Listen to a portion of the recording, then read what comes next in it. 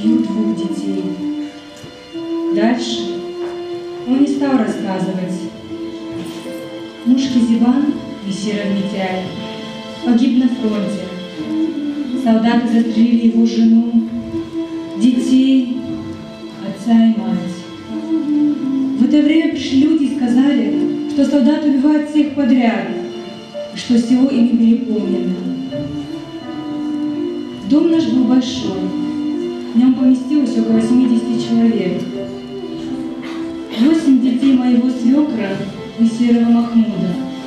Потом он вернулся тяжело раненым.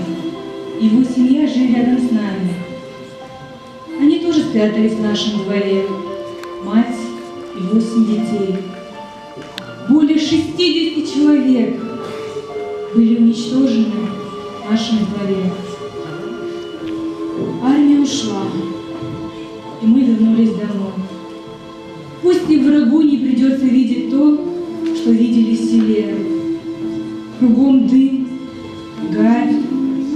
От горелого трупного запаха невозможно дышать. Не могли узнать тела убитых родственников. Большие кости соединяли и хоронили как взрослых, а мелкие косточки собирали в наволочку, закапывали в землю. Из воспоминаний Жангуразовой Халимат.